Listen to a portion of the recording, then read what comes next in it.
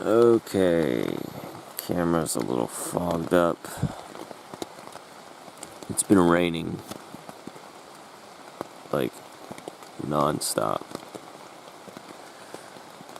We managed to do 16 miles today over some of the worst terrain as of yet.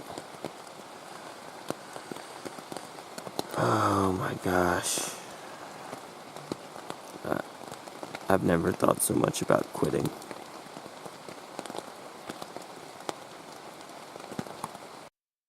You're probably wondering what happened. The last video ended on somewhat of a high note, and all of a sudden things got dark.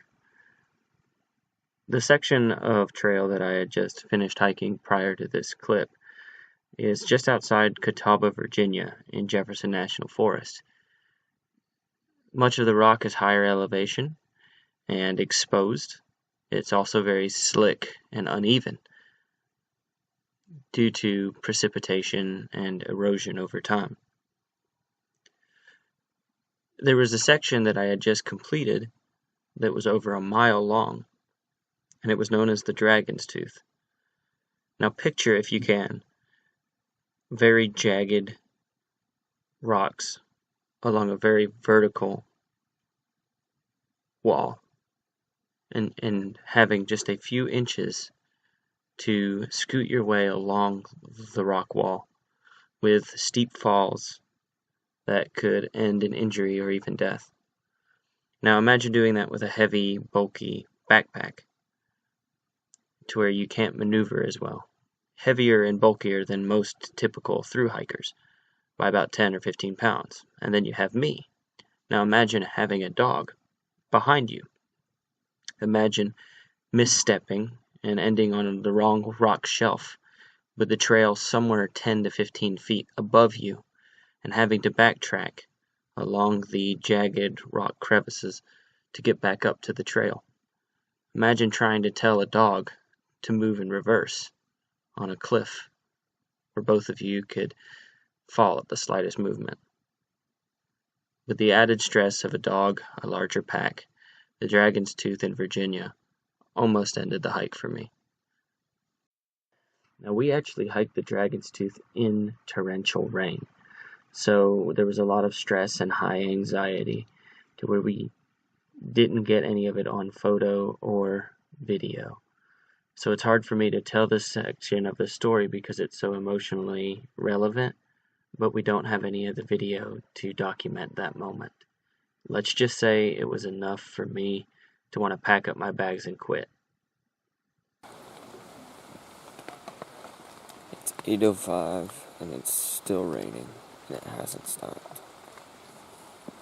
And I'm starting to hear hikers pass the tent, but I'm not getting out till it stops.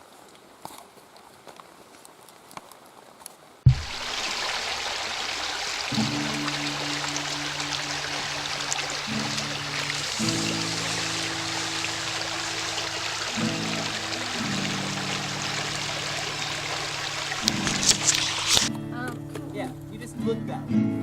Fine. You stand right there. Okay, yes, yes. Put one foot Kevin. Yeah. We see it now, like 2 minutes ago. That opened up. Did y'all go past both shelters? Yep.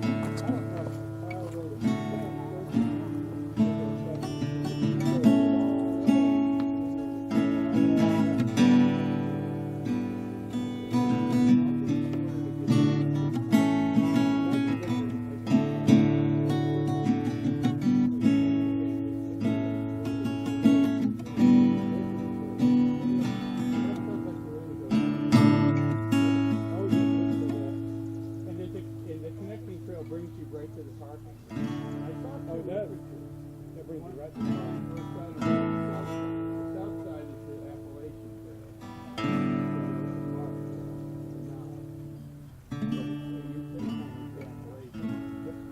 And then the fire road must be the Knob Trail. Or the connector to the fire road, and then the last mile is the Appalachian. Not sure about that. Well, that definitely sounds like the way to go.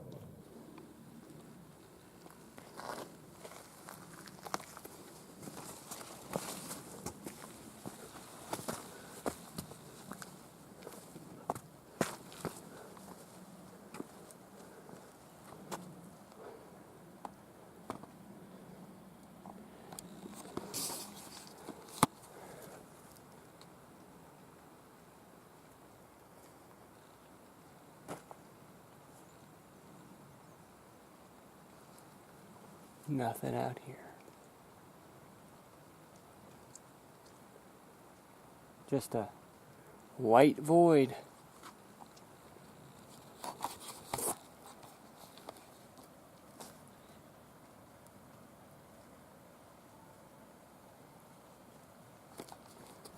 Ah!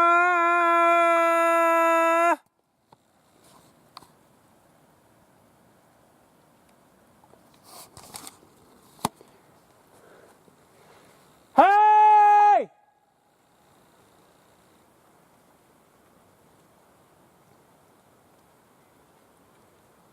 Woo!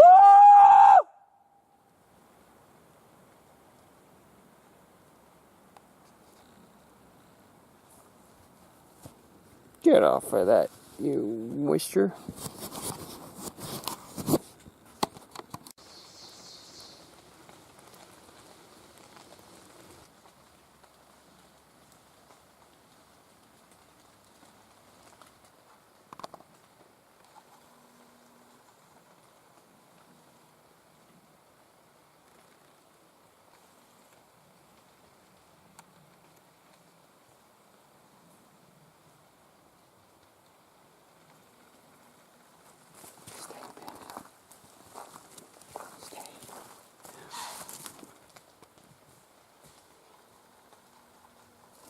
No, stay.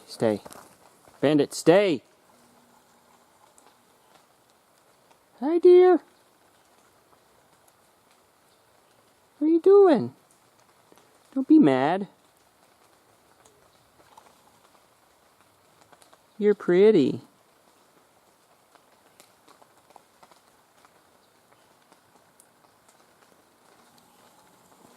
Don't make any sudden movements, dog.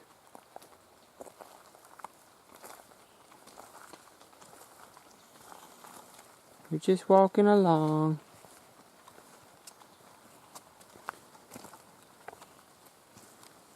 Bandit, stay. Stay, Bandit.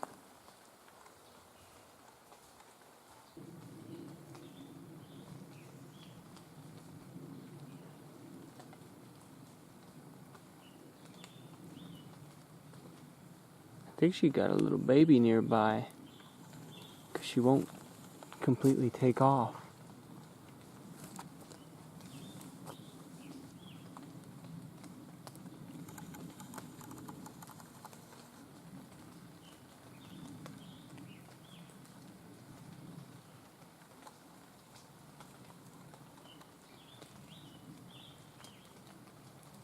There's your baby.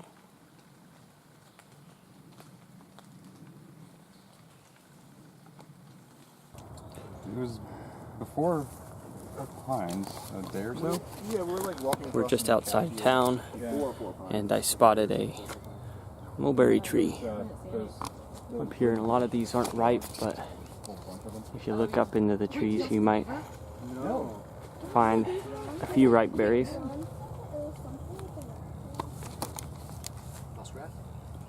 No, this is a beaver.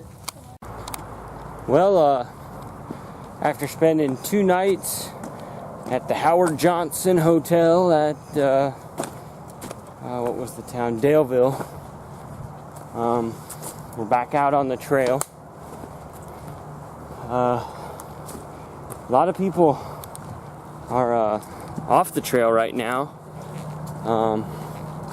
Wizard has been having knee problems, and he stayed in the room with me and helped split the difference a little bit, but he's hanging back with ice on his knee, taking steroids to recover faster. And Kansas is going back home for 2 weeks. She got sick and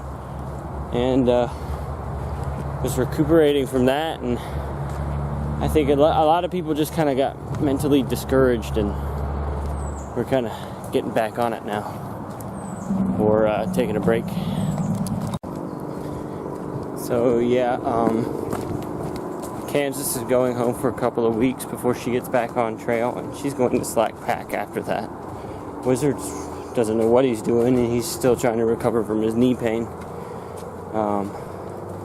The family, they took a 0 like I did yesterday in town, but they're taking a second 0 now because Kevin or Ice King, he got sick. So everybody's been kind of like a slow start out of Daleville, a slow start going in to Daleville. So between the Dragon's Tooth and all the bad weather we've been having, it really has slowed everybody's roll. And a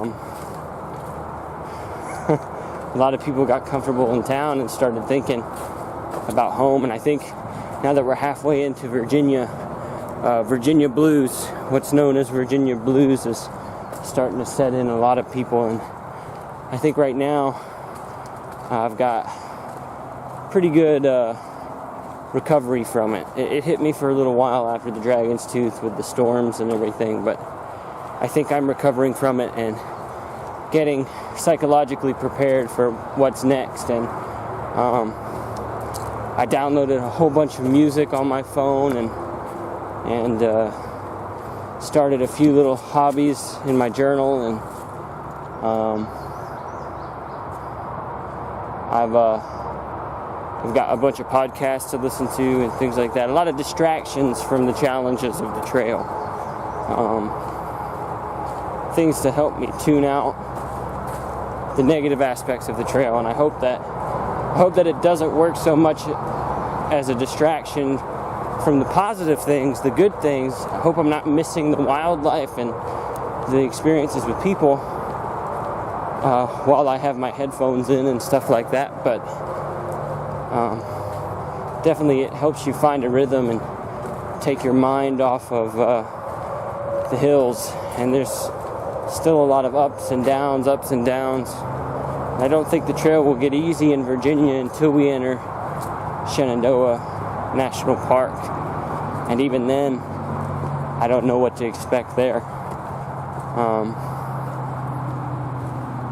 But I'm looking forward to getting through Virginia, actually. My mind is set upon Harper's Ferry, West Virginia, around the halfway point, and the things to follow from there. Getting out by the rivers and getting into some flatter terrain, at least through Maryland and Pennsylvania and Connecticut, and then getting into Vermont and New Hampshire. That's where the White Mountains start. So there's a lot looming in my mind as I go through Virginia about what's to come. And I don't know, we're in the full swing of summer now. It's June, and it's gonna get hotter, but I don't know, it's been great with this consistently warm temperature. We're seeing more and more wildlife, so that's a good aspect. But the storms, we're not getting these light spring showers now. We're getting full-blown summer thunderstorms, and that could be scary. But it's definitely, the trail has changed. We've got all these leaves and this growth on the ground and around us. You know, still walking through mulberry trees and harvesting the berries, you know. So there's a lot of good stuff and a lot of not so good stuff, challenging things, you know. Now we got to combat the ticks and the snakes and things like that. So there's a lot of change that's been going on, but hold on, I'm going to eat this blackberry.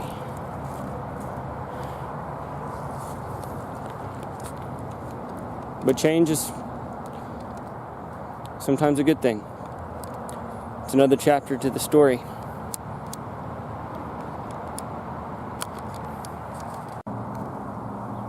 You know, I'm eating a lot of these blackberries here. That one wasn't that great, but yeah, we got a handful. Now these are like southern blackberries or eastern blackberries.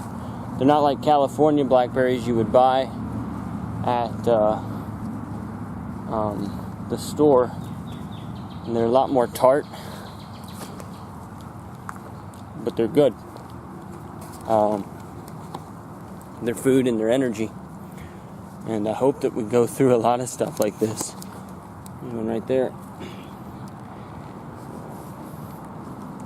Between this and the mulberry trees, if we stay with this same type of vegetation as we hike, a hiker could be pretty well fed just from the bounties of nature alone. And it's funny because so many hikers will walk by them and they say, yeah, it looks like a strawberry, or it looks like a blackberry, or it looks like a mulberry, but I don't think I could eat it. The thing is, with most berries like that, blackberries or any kind of clustered berry like that, there aren't any poison lookalikes. So you might be eating a thimbleberry instead of a blackberry, or you might be eating a mulberry instead of a blackberry, but they're all closely related, and usually, to my knowledge, all of them are edible. There's not... The goal of those types of plants is to be eaten by animals and their seeds dispersed through the scat, not just dispersed on their own. So why would a plant want to be poisonous if its best method for scattering its own seeds is to be eaten? So that's my logic there, is those types of berries, those clustered little berries, like blackberries, raspberries, things like that, they're usually all safe to eat. It's got the genetic structure of a fruit that is meant to be eaten and dispersed through the consumption and digestive process of animals. So that was my argument.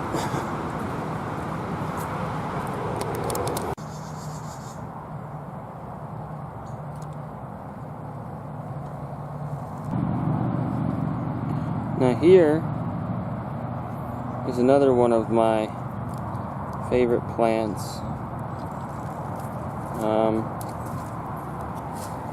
It's a honeysuckle.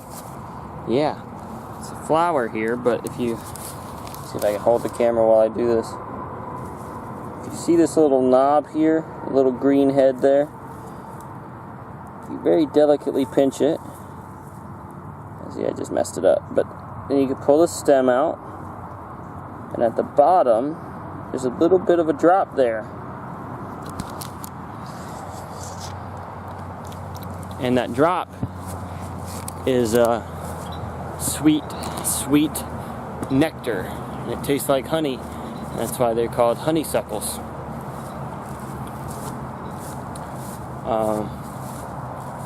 But yeah, it's not, I don't think you can get a whole lot of nutrients there, but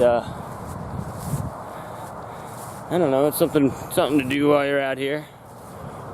Suck on some honeysuckles.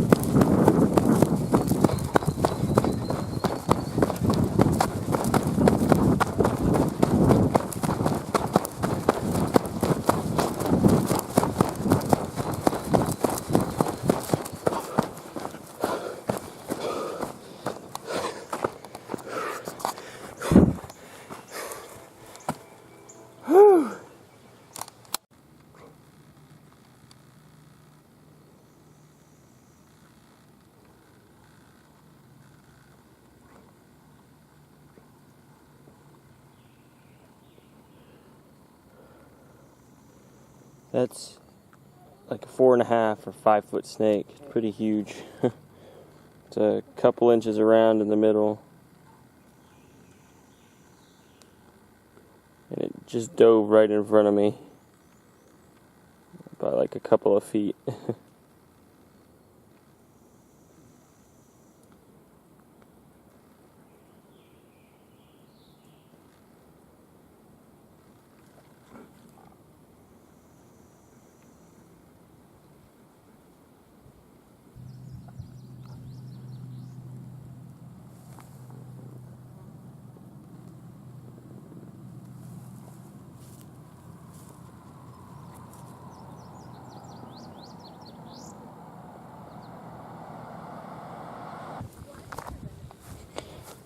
So we are on the Blue Ridge Parkway right now.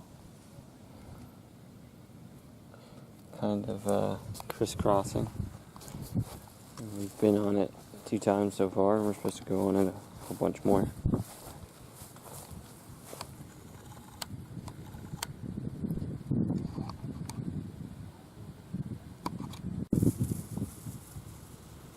Your first motorcycle day.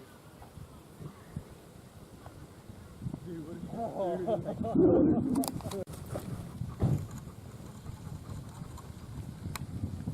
can give him more water. Oh, no, he hasn't finished it yet. He's done, I think. Oh, what about the other big guy? You want some water too?